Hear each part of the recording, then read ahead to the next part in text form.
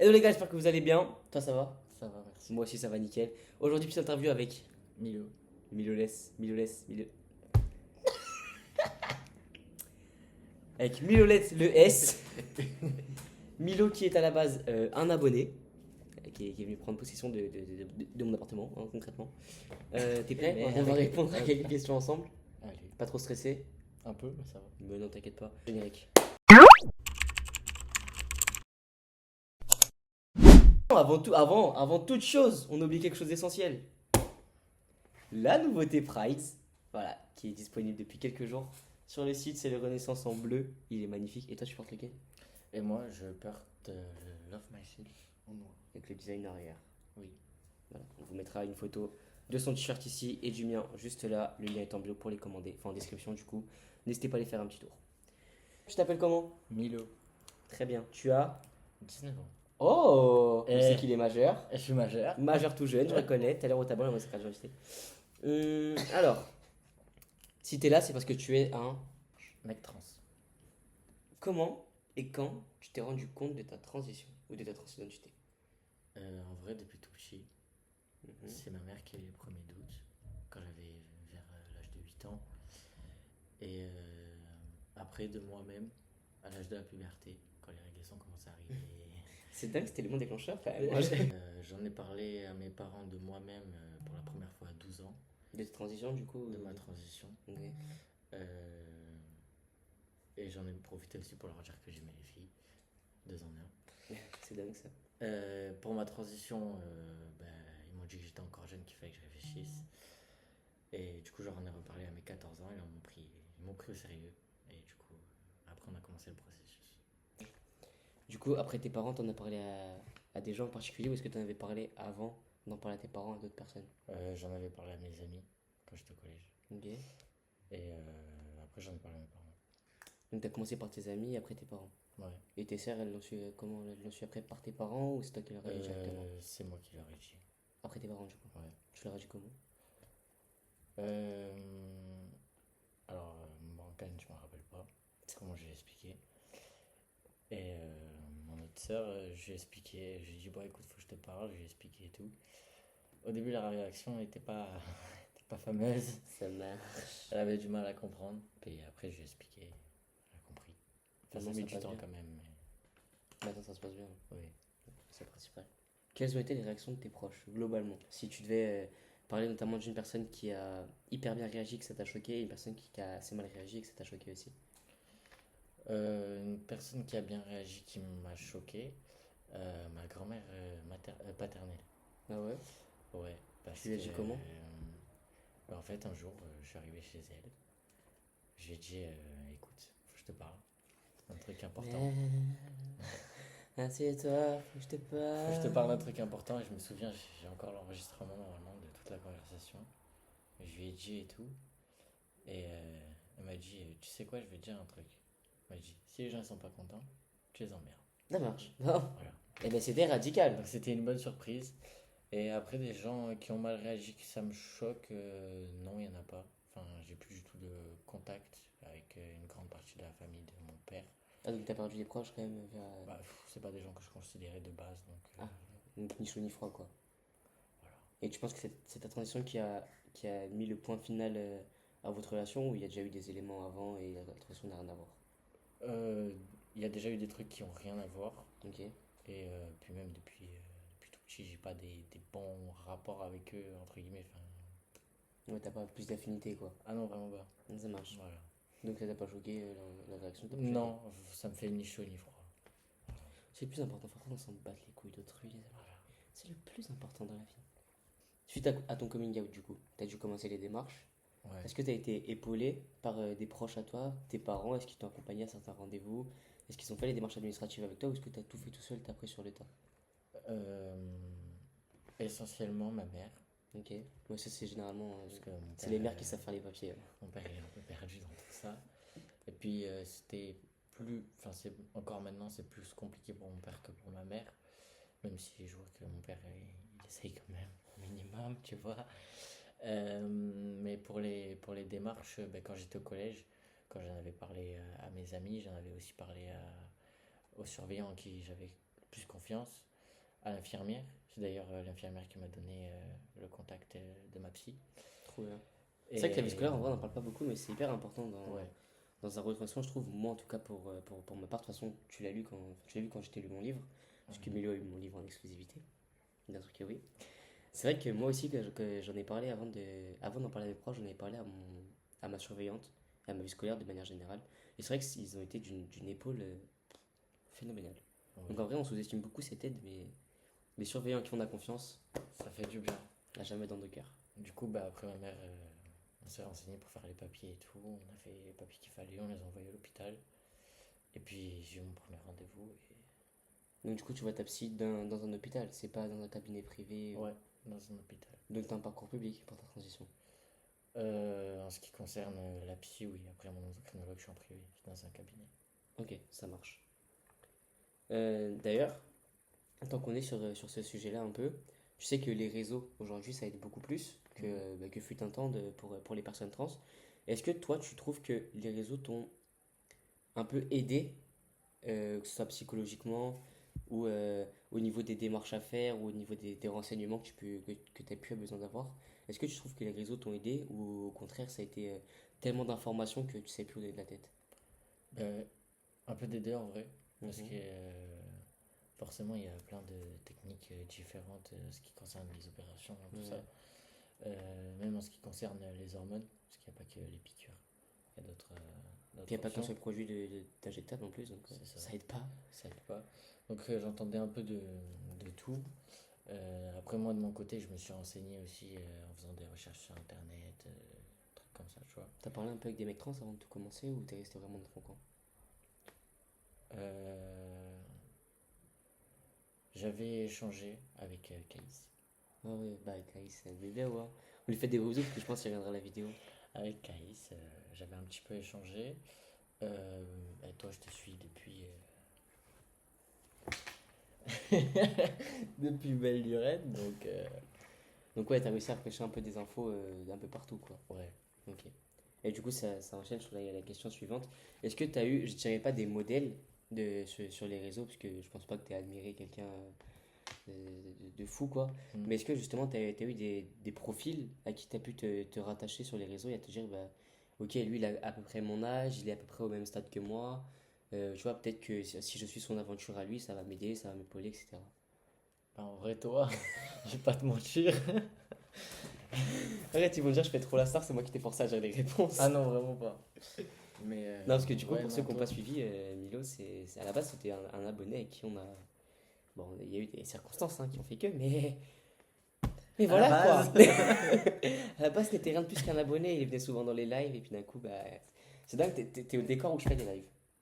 Eh, C'est pas bizarre de voir la zone où on fait les tournages de base en vrai. tous les backstage. Ah, je te jure, tous les backstage, ils voient tous les installations, de trucs, des lumières et tout. En vrai, on se rend pas compte, mais c'est du taf. Ah, t'es témoin. Ah, je suis témoin. Et là, le pauvre, depuis ce matin, on a reçu les colis Pride. Il y en a partout. En veux-tu, en voilà, il y en a partout. J'aurais pas été aussi direct, mais il est vrai. Il est vrai que. Donc, du coup, pour en revenir au sujet principal, tu trouverais que les réseaux, toi, t'ont plus aidé que, au contraire, perdu Ouais, dans bah tes, oui, dans en tes vrai, pensées. ouais. Ok, ça marche. Du coup, tu m'as dit que tu avais été voir un psy dans un Mhm. premier temps. Du coup, tu l'as vu en hôpital. Est-ce Oui. que, à l'issue du premier rendez-vous, il a pu te donner des contacts d'endocrinologue ou est-ce que tu as toi-même trouvé ton endocrinologue Non, c'est elle dirigé? qui m'a redirigé. Et vu que ben, j'étais encore mineur à cette époque-là, euh, mon premier endocrinologue, c'était dans un hôpital public. Ok. Et qui s'est pas forcément passé, du coup Si, ça s'est bien passé.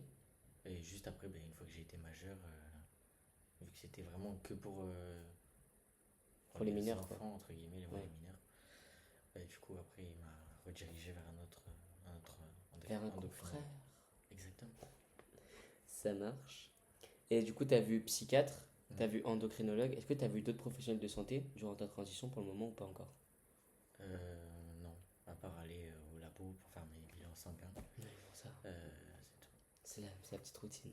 La petite routine. Combien tu as eu de rendez-vous, donc psy, endoc confondu, ou tu donnes une estimation, hein, mais avant de commencer la testostérone? Parce que c'est vrai que sur les réseaux, on entend beaucoup parler de parcours classique, entre guillemets, où tu as Ouais. un rendez-vous psy, un rendez-vous endoc. Mais ton parcours à toi, il est intéressant. Parce que tu vois, moi par exemple, j'ai jamais parlé avec une personne qui a été en psy public avant de commencer la testo, tu vois. Ok. Bah, moi, en vrai, ça a mis longtemps. Ok. euh, Parce que j'ai pas directement commencé les hormones. Je pense qu'il y a dû avoir peut-être un délai de 6 mois à peu près, où Ah j'avais ouais. un rendez-vous tous les 2 mois avec l'endocrine et la psy. Et j'ai même pas commencé les hormones directement, j'étais sous bloqueur de puberté d'abord. Ah, t'as eu des Enfin, bloqueurs. avant les bloqueurs, j'étais même sous Optimisette. Ah ouais, ouais. Je connais. Voilà. Euh, Parce que mon médecin traitant, il m'avait prescrit une pilule pour m'arrêter les règles, mais ça n'a pas fonctionné. J'ai essayé pendant 2 mois d'affilée. Optimiser, si elle t'a pas aidé? Si, Optimisette, oui, mais avant mon médecin traitant, il m'avait prescrit Delice ou un truc comme ça n'avait pas fonctionné du tout. Et l'endocrine, il m'avait dit, bon, au premier rendez-vous, je crois que c'était l'endocrine, par contre, il m'a dit ça. Il m'a dit, essaye Optimisette, soit ça marche, soit ça marche pas. Ça a marché direct, Dieu merci. Et du coup, j'ai d'abord fait ça. Après, je suis passé au bloqueur de puberté, Decapeptyl. Ok. Au départ, tous les mois. Donc ça, c'est uniquement sur ordonnance. Ouais. Est-ce que tu peux nous expliquer comment ça se prend? Qu'est-ce qui se passe réellement avec ce genre de traitement? Decapeptyl, c'est en intramusculaire, comme l'androdargil. Euh, Au départ, c'était une fois tous les mois. Alors, je ne saurais pas dire la dose, Ouais. je sais plus. Mais c'est sur ordonnance, voilà, une piqûre par mois. Les effets, ben, ça arrête toute harmonisation du corps, tout simplement. Que la poitrine ne pousse plus, on n'a plus les règles. Euh, Par contre, ça va pas vous masculiniser, parce que c'est pas les hormones masculines. Mais ça arrête toute la féminisation du corps. Donc tu gardes un corps neutre du coup. C'est ça. Ok. Juste en fait, ton corps ne produit plus d'hormones. Ok. Euh, Après, je suis passé au même truc, mais une fois tous les 3 mois. Donc la dose était plus importante. Et seulement après ça, j'ai commencé la testostérone au début en continuant ce traitement, parce que mon taux de testo était trop faible pour pas que la féminisation du corps recommence. Et à partir du moment où je suis passé à 150 mg sur 250 sur la boîte, euh, j'ai pu arrêter le décapeptyl. C'est la dose normale où. Et passer uniquement du coup à la testo. Ouais. Très C'est bien. la dose où c'est censé Tout être arrêter. ok, aucun risque. Et il m'a dit au cas où ça recommence, ben, on continuerait. Ça n'a pas recommencé, Dieu merci, donc ça va. Donc ça s'est bien passé. Du coup là on est en 2026, ça fait combien de temps que t'es hormoné? Je suis hormoné depuis le 14 septembre 2024, donc ça va faire bientôt 2 ans. Ah ouais. Et t'as ressenti des effets en particulier? Bon, à part la barbe, parce qu'il a une meilleure barbe que moi, mais. à Ça part la va. barbe. Ben excuse-moi. T'es rasé, Ney. Oui, c'est vrai. Pardon. Désolé, mais si tu me passais ta moustache, moi je la veux. Quelle moustache? Bah, y a une petite différence là quand même. Il y a aucune moustache. Il y a vraiment du duvet quoi. C'est tout. Oui, bon, ce que t'as, voilà. T'es en train de faire une épaule de cul ou je suis en train de. Parce que je... Hein? Hein? On s'encule? Non. Ce sera coupé ça au montage, je pense. No. C'était quoi la question de base? Euh... Depuis combien de temps t'es hormoné? Ah oui. Et du coup, les effets que t'as ressentis? Alors, les effets que j'ai ressentis, la voix, Ouais, là, voilà. évidemment. T'as des vidéos d'évolution de ta voix? Ouais. T'en as? Mhm. On vous les met juste après. Salut, moi c'est Milo et ça c'est ma voix à 0 mois sous testostérone. À 4 mois sous T, à 5 mois sous T, à 6 mois sous T, 7 mois sous T, 8 mois sous T, À 9 mois sous T, à 10 mois sous T, à 11 mois sous T, à 1 an sous T, à 1 an et 3 mois sous T, 1 an et demi sous T, à 1 an et 9 mois sous T. Super. Et je déteste réécouter les vidéos de ma voix avant. Alors, tous mes proches me disent que j'avais pas la voix aiguë, que. Ah bon? Mais tu sais que moi c'est pareil, on n'arrête pas de me dire, mais ça s'entendait pas, t'as besoin de testo. Les gars, Déconne pas. ouais. Tu m'entends, je veux dire. Salut, moi c'est Nelson et ça fait un jour que je suis sous thé. Non, ouais, c'est pareil. Donc, C'est ouais, la voix, la répartition des graisses. Là, tu sais qu'elle s'est fait super tard, par contre, je trouve, la répartition des graisses. Ouais, moi aussi, elle était hyper longue à se faire. Mais apparemment, c'est pas des effets qu'on a rapidement. De toute Parce façon, les que- effets rapides, c'est voix et diglite. Hein. Ouais, et oui.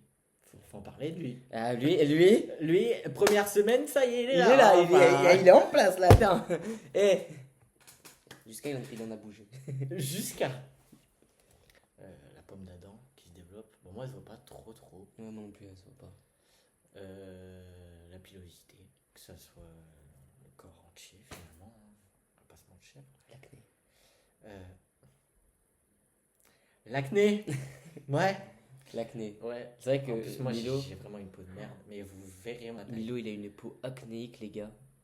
Moi, je me plaignais d'avoir quelques petits boutons de temps en temps, mais finalement, C'est un champ de bataille, mon bouge. j'ai une peau de bébé. Et pourtant, j'avais déjà vu. Mais de toute façon, ça, c'est depuis tout petit. En vrai de vrai, j'ai une peau compliquée qui me facilite pas la vie. Mais même en utilisant les crèmes que les dermatos ils m'ont prescrit et tout, genre la roche posée et tout, c'est des superbes crèmes. Ça n'a jamais rien fait sur moi. Rien du tout. Bon. Jusqu'à je suis obligé de mettre la crème hydratante pour bébé. S'il vous plaît. Ben merde. Ça marche même pas. Donc voilà. T'as commencé avec quel dosage de testo? Alors, très bas. 0,2 toutes les semaines. Toutes les 4 semaines, pardon. Ah, toutes les 4 semaines. Ah oui. Ouais. Ouais, c'est un échantillon, quoi. Échantillon gratuit. Ben, Tu sais qu'en vrai, j'ai jamais compris ce genre de dosage parce que une ampoule, c'est 1 millilitre. C'est déjà hyper chaud d'en trouver de manière générale, mais alors là, en pleine pénurie, je t'explique pas. Parce qu'au moment autour, on est en pleine pénurie sur Paris. Et apparemment, c'est dans toute la France. ah bon? Oui, mais toi, t'habites dans un patelin paumé, Milo. Enfin, je veux dire. Ça m'arrange parce que je dois faire ma piqûre incessamment sous peu. Oui, bah, tu l'as encore décalé, je suppose. Vu que tu rentres plus tard, tu l'as décalé. Non, c'est le 14. Ah, ça marche. Oui, bah, de justesse, quoi, tu rentres le 13. Du coup, sur une ampoule de 1 ml complet, tu t'injectes 0,2 et tu jettes 0,8, alors que c'est hyper galère de trouver ça. En vrai, je comprends pas. Ouais, c'est vrai, parce qu'on garde pas les ampoules, hein, bien évidemment. Mais C'est vraiment, bien. genre, on peut pas garder. Ce serait tellement bien. On peut pas garder le produit pour une injection future. Moi j'avais demandé à mon doc si on pouvait faire ça, il m'a dit que c'était hyper dangereux. Je l'ai pas fait. Mais par contre, j'ai jamais entendu dire que, tu sais, quand tu faisais pas une ampoule entière, bon, moi aujourd'hui je fais une ampoule entière donc j'ai plus ce problème là. Mais à l'époque où j'étais en 0,6, 0,7, j'aimais bien prendre le reste de mon ampoule et me l'étaler sur la barbe parce qu'apparemment ça fait pousser la barbe. Il y avait un moment sur TikTok où tout le monde en parlait et j'avais testé. Ça avait fonctionné. Je sais pas, parce qu'en même temps je faisais le derma et l'huile de ricin. Ok. Donc, est-ce que ça vient de la testo, est-ce que ça vient du derma, est-ce que ça vient de l'huile de ricin? On sait pas, mais en tout cas ça peut être un petit chips et. De toute façon, vu comment c'est gras, ça hydratera toujours la peau, c'est toujours ça le truc. La France à Macron, vu le prix des crèmes, J'avais ça pareil.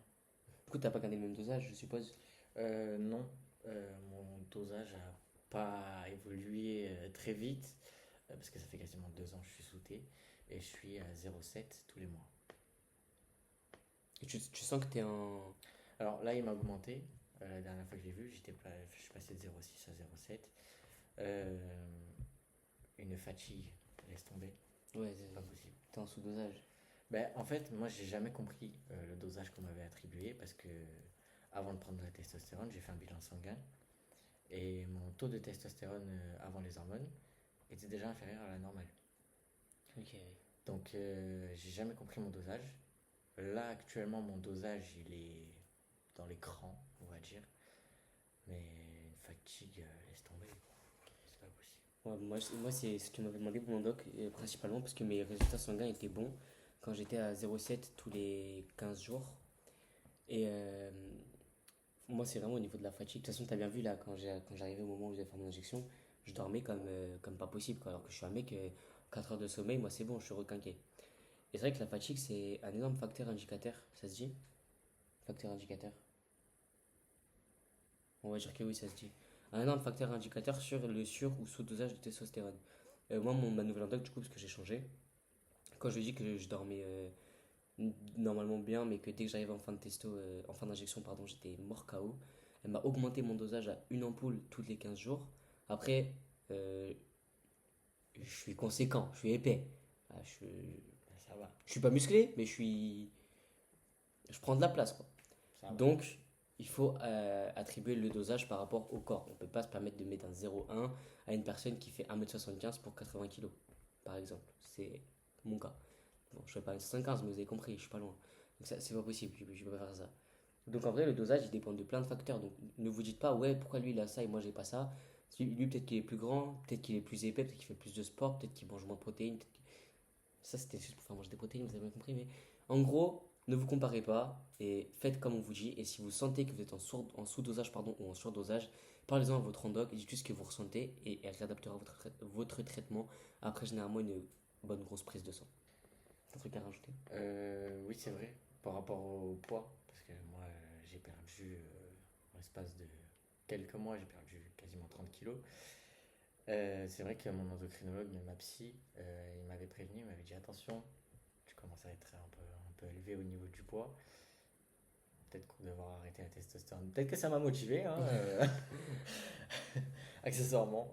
Donc, ouais, au niveau du poids, ça peut aussi Être un facteur. être un facteur qui peut, entre guillemets, nuire à votre transition. Ouais, parce que c'est vrai que même moi, pour ceux qui me suivent depuis l'époque, hein, au moment où j'ai commencé à testo, j'étais à 110 kilos. Et justement, moi, je prenais des plus grosses doses de testo parce que forcément j'avais plus de masse dans le corps. Alors qu'aujourd'hui, j'en prends moins pour un dosage qui est. Enfin, pas un dosage, mais un résultat d'analyse qui est correct et identique à avant. C'est juste que j'ai moins d'espace dans le corps, donc d'espace à combler en testo. Moi, c'était le contraire. Ah Moi, ouais? j'ai commencé bas. J'étais Ouais. plus mastoc, avec tout respect. Et là, du coup, j'ai maigri. Et du coup, là, je suis plus élevé. Ah non, on mettait plus de testo au début. Ah ouais? Au début, j'étais à une entière tous les 15 jours. Bon, maintenant, je suis retourné à ce dosage-là, mais parce que par rapport au sport. Oui. Mais j'étais à une ampoule tous les 15 jours. La chance. Bah, la chance, vous allez piqûre mon frère dans le cul. Est-ce que tu as fait des opérations? J'en ai pas encore fait. Malheureusement. Ça marche. Tu penses en faire? Enfin, tu comptes en faire? Oui. Tu comptes faire quoi comme opération? La torso, la phallo, l'hystérectomie. Elle fait tout. Ciao. Je veux plus. Ciao à toutes. Laissez-moi tranquille. Ouais, non, tout. Donc, tu comptes tout faire. Tu comptes passer par une torso. T'enchaînes après sur une hystérectomie. Une phallo. Est-ce qu'il y a d'autres opérations que tu comptes faire? Ou tu t'arrêtes aux 3? Ou est-ce que tu en connais d'autres déjà? Est-ce que tu connais d'autres opérations qui pourront t'aider à te sentir mieux? Ou est-ce que tu connais que ces 3-là? Je t'avoue, c'est les 3 opérations sur lesquelles je me suis le plus penché pour Mhm. l'instant. Après les autres, j'ai pas trop cas là pour l'instant. Ok, donc tu t'imagines pas faire de FMS par exemple? C'est ça. Masculinisation du visage. Non, enfin, mis à part que, genre, je sais que si je laisse mes cheveux pousser, je sais que ça fait grave ressortir mes traits féminins. Et ça, j'aime pas. Ah ouais? Moi je trouve au contraire, plus j'ai les cheveux longs, plus je fais masculin. Ah ouais. Ah ouais, parce que mec sous basket. Alors, j'y étais il y a peu de temps encore. Sous basket. Mais ouais, non, je trouve que. Genre, je me rappelle quand.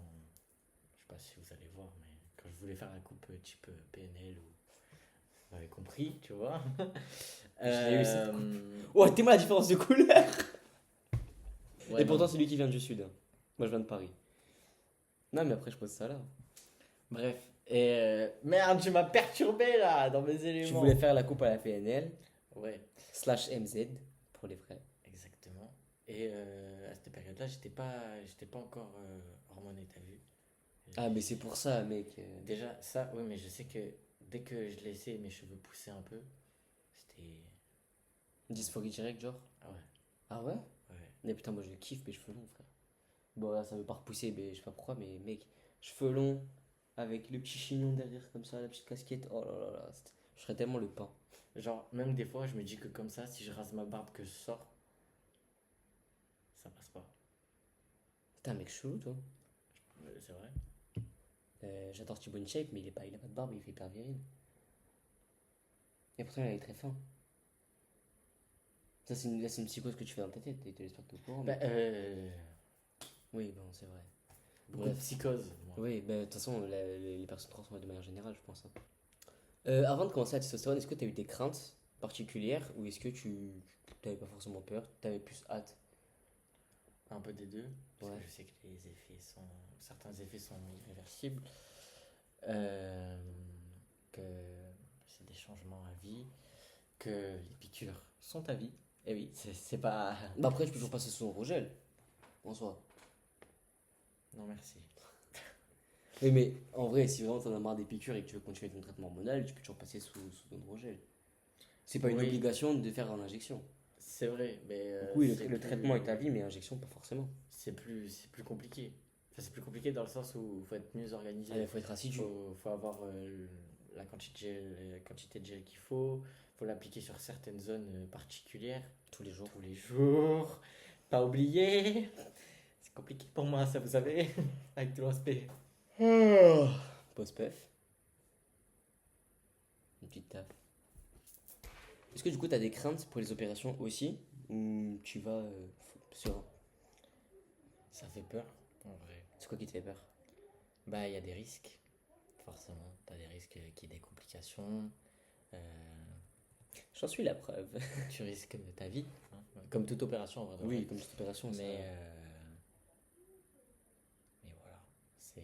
T'as pas de stress particulier, t'as pas de... Bah, de de- toute façon, je sais que je vais devoir y passer. C'est- Oui. Voilà. On est C'est d'accord. soit les opérations, soit vous me voyez plus. Milo. Compliqué. Bah, faut dire des termes. Oui, mais enfin, on dit pas ça quand même. Enfin, Bah, c'est vrai. Pas chez moi. Je sais pas réaliser, mais encore. Non, mais, Naïl, Oui. Non, arrête, moi j'ai peur des morts. Hein. Moi je rigole pas avec ça. je suis encore là, coucou.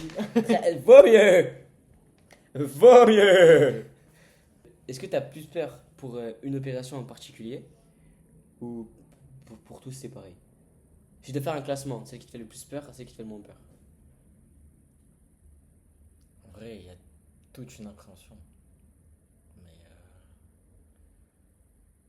celle qui me fait le plus peur, en vrai, c'est la phallo, je te Je jure. savais, j'en étais sûr. Parce que c'est la plus La plus lourde. Oui. Et celle qui te fait le moins peur du coup? La torso. Ah ouais? Ouais.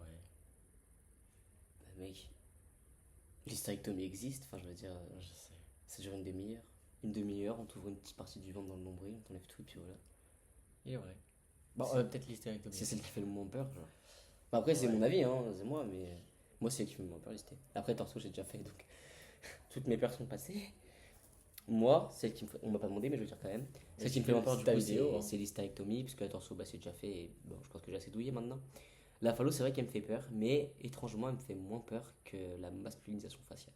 Parce que du coup, moi, pour ceux qui ne savent pas, je compte me faire opérer aussi du visage. C'est vrai que le visage, en toupe, quoi. Enfin, je veux dire, la phallo, si on toupe, bon, ça se verra pas. Le visage, on... Bon courage. Enfin, Bah, surtout moi qui suis exposé sur les réseaux, ça va être compliqué, quoi, si on me rate la ganache, quoi. Mais bon, après, le chirurgien avec qui je veux passer est un très très bon chirurgien, il est très très réputé dans ce domaine-là. Il a opéré des proches à moi, enfin, majoritairement des femmes trans, du coup, parce que je connais aucun mec trans qui a fait masculinisation. Mais ouais, le visage, frère, c'est celle qui me fait le plus peur. En vrai, phallo, ce qui me fait vraiment peur, c'est l'urètre. Parce que ça, on sait qu'il y a beaucoup de risques, hein, mais ouais, frère, visage. Bah après, au niveau de la phallo, l'urètre, c'est soit tu le fais, soit tu le fais pas. Mais Oui, c'est une option. c'est vrai qu'il y a des risques. Si tu le fais, Après, moi, je voudrais bien avoir une phallo, entre guillemets, fonctionnelle, tu vois. oui, moi aussi. C'est le flex du. En fait, juste aller en boîte et pisser aux chiottes. Enfin, pardon, mais les chiottes des boîtes, j'en parlerai dans mon bouquin, quoi. Je peux, hop, aller poser mon fessier là sur mon postérieur. Non, laisse tomber, frère. Heureusement que j'ai appris à pisser debout avec et sans pas cœur parce que l'angoisse. Non, non.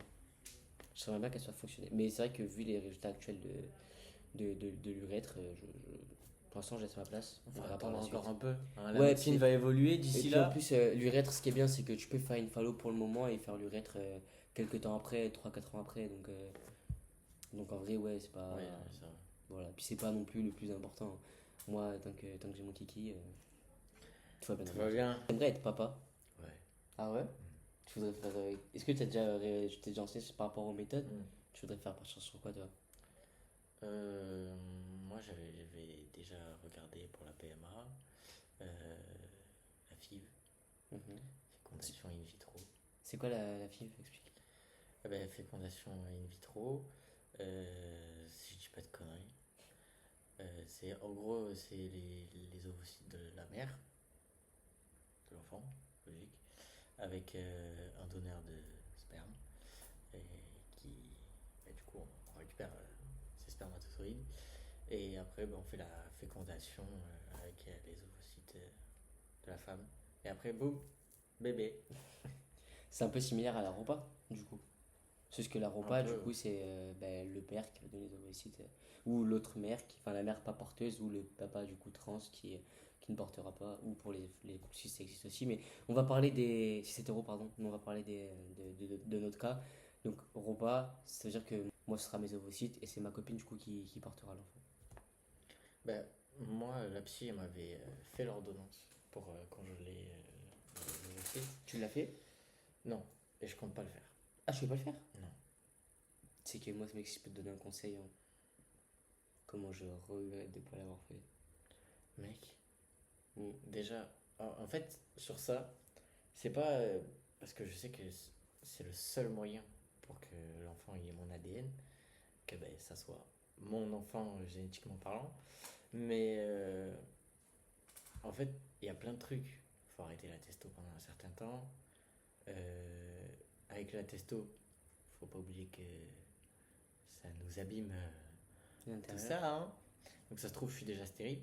Donc ça se trouve qu'ils vont même pas féconder. Apparemment, t'es stérile à partir de 2 ans sautés, de ce que m'avait dit mon endo. Ah ben, ça presse.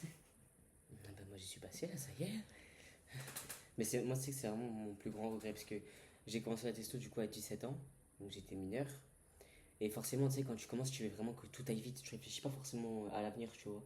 Je sais pas s'il y a que moi qui a été con comme ça, mais moi, c'est vrai qu'on m'a dit tu peux avoir la testo maintenant, mais il fallait quand même que tu fasses. J'en avais rien à foutre de ce que je pouvais faire. Je pouvais avoir la testostérone maintenant, il me fallait la testostérone maintenant. Et aujourd'hui, maintenant que je suis en âge où je peux avoir un enfant, où j'ai la situation pour avoir un enfant, je regrette. Mais je regrette tellement. Parce que là, du coup, je suis vraiment dans une phase de ma vie où je réalise que jamais, de ma vie, jamais j'aurai un enfant qui portera mes gènes. Ça, c'est mon plus gros regret de ma transition, genre. Non, en vrai, non, moi, non, même pas, parce que la psy, elle m'avait proposé. J'ai réfléchi pendant longtemps. Mais en vrai, non, je me vois. Mec, je me vois pas arrêter les hormones. Non, en vrai, je comprends. Est-ce que du coup, tu as des regrets dans ta transition en particulier ou pas du tout? Pour le moment. Jusqu'à présent, non. Euh, Mis à part pas avoir d'argent pour passer en privé pour la torso. Ah ouais, raconte ta story time. Story time, très compliqué. Il s'avère que l'année dernière, j'ai appelé à l'hôpital, que privé, public, pardon. Ils m'ont mis sur la liste d'attente Pour avoir un rendez-vous. pour avoir un rendez-vous. Je leur avais demandé, hein, juste par simple curiosité, le délai moyen. Ils m'avaient dit entre 3 à 4 ans. Je les ai rappelés là, il y a 2 mois, même pas. Je leur ai dit bonjour, je suis toujours sur la liste d'attente, j'aimerais bien savoir combien je suis. Bonjour monsieur, vous êtes 142e, d'accord, très bien. Et les premiers, ils sont en liste d'attente depuis quand? 2023. Ça marche, En 2026, on retourne. ça marche, voilà. Donc, pour avoir un rendez-vous, hein, même pas l'OP. Hein. Je lui ai proposé de passer sur Paris, il ne veut pas passer sur Paris. C'est pas que je veux pas, c'est que ça engendre plein de trucs. Oui, genre rester une semaine chez moi, ça le dérange, ça fait 3 semaines qu'il est là, le mec. À la base, ça devait rester 4 jours. Oui, mais ça fait 2 semaines que tu vas passer 2 semaines. Alors, t'auras passé plus de 2 semaines à la maison. Oui. Mais voilà, Mais en vrai, tu sais, ce qui m'inquiète aussi, c'est que t'es loin de tes parents. je suis loin de mes proches. Ouais. Et je sais que si je me fais opérer, déjà, en temps normal, si je suis loin de ma mère, elle fait une syncope. Et là, après mon opération, si elle me voit pas, genre, ça va être compliqué. Ouais, en vrai, je comprends le petit ressenti. Du coup, on n'a pas répondu, enfin, on n'a pas posé la question tout à l'heure, mais du coup, t'as dit que tu voulais faire une phalloplastie. Est-ce que tu sais déjà quelle technique tu aimerais faire ou t'hésites encore? Dans l'idéal, abdominal. T'as parlé de taille, ça, je reconnais. Bon, C'est pas la bonne main. un peu flop. Mais ouais, abdominal. En Bah, vrai, ouais. ouais. C'est vrai que moi aussi, c'est celle qui m'attire le plus. Alors, je me suis beaucoup renseigné aussi sur l'antébrachial, mais moi, la cicatrice, c'est pas pour moi. Je pense que j'ai assez avec mon torse. Donc, Et ça, vraiment, ça me fait peur. D'accord. C'est vraiment ce qui me fait le plus peur pour la torso, c'est vraiment les cicatrices. Parce que j'ai pas beaucoup de poitrine, ça c'est vrai. Mais ça dépend aussi de la qualité de la peau. Je trouve j'ai l'élasticité. Peau. L'élasticité de ma peau, ça se trouve, c'est de la merde. Et je vais devoir passer en double. Ma phobie, je veux passer en péri. Après, tu sais que tu mourras pas si tu passes en double. Tu peux Je toujours n'ai faire. pas Envie. Je peux toujours pas après faire un laser ou faire un cover. Enfin, il y a plein de techniques pour cacher les cicatrices. Ouais, mais Moi, elles sont vraiment parce que je veux qu'elles soient variantes. Hein, sinon, je devrais déjà faire un cover. Tu peux faire un tatouage couleur peau, Ouais. tu peux faire plein de trucs. si je peux passer en PJ, je passe. Oui, ça t'avantagerait. T'as un truc à rajouter? Autre question? Bah non, on a fait le tour. Ah, quelle est ta plus grande fierté en tant que mec trans? Quand on m'appelle monsieur. Ça, j'avoue, c'est un flex. Même là, tu vois, pour mes examens, parce que mon changement de prénom, il est accepté Que très récemment. que très récemment. Ils m'ont fait tourner en rond pendant 1 an et demi. Décidément, ils me font tous tourner en rond. C'est dingue, quoi, C'est comme dingue quoi. ça. Et du coup, tous mes papiers ne sont pas encore changés. Ma carte d'identité, oui, mais j'ai pas encore fait le changement de genre. Et là, j'ai passé des examens, enfin, il y a pas longtemps, là, début juin, Oui. mi-juin, bref. Et, pour mes oraux, ils m'ont dit, monsieur, je viens de dire mon nom de famille, quel Ce sera enculé. coupé, ce sera coupé au montage. Heureusement que je suis là. Classique, mais important. Très important. Il est vrai. Même, même quand tu vois ta famille faire des efforts, t'as vu. Mm. Genre, Ou même ta famille, tu sais que t'as pas vu depuis un moment et qui te disent, oh putain, t'as changé et tout. Ah ouais. Ça. En vrai, je suis proche de. On habite tous dans le même village. Donc c'est pas pour autant que je les vois tous les jours, mais en vrai, on arrive à se voir assez souvent. Juste, j'ai un tonton qui habite à Toulouse. Donc lui, je le vois moins souvent. Et c'est vrai que quand je le vois à chaque fois. La dernière fois que j'ai vu, c'était en octobre, pour le mariage de ma mère. Et il m'avait pas vu. T'étais à un an sauté, quoi. Ouais, il m'avait pas vu depuis que j'étais hormoné. Que ça lui a fait un peu bizarre. Parce que là, du coup, on est en juillet 2026. Je sais pas quand sera postée la vidéo, mais on tourne le 8 juillet 2026. Bon, bah, sur ce, on se fait des gros bisous. Bisous. Enfin, non, on les refait, parce qu'on va pas se faire des. Non. On vous fait des gros bisous. On fait des gros bisous. On se dit à très bientôt dans une nouvelle vidéo avec Milo. Exactement. Si t'es pas au courant, mais maintenant il le sait. On attend de tous vous voir avec votre t-shirt Prize. On vous attend sur le site. Le lien, encore une fois, est dans la description. Pensez à aller faire un petit tour. Vous avez moins 10% sur moi avec le code NOUVEAUX10. Si, NOUVEAUX10 et Nelson10. Ces deux sont actifs pour le moment. Je sais pas jusque quand, mais quand ce sera possible, en tout cas, ils seront actifs pendant minimum 24 à 48 heures. Pensez à venir nous suivre sur nos réseaux. Enfin, en tout cas, les miens, parce que lui, il est un petit peu en mode Moi, je suis pas sur les réseaux. anonyme sur TikTok et tout. Mais voilà, on vous fait des gros bisous et on se dit à très bientôt.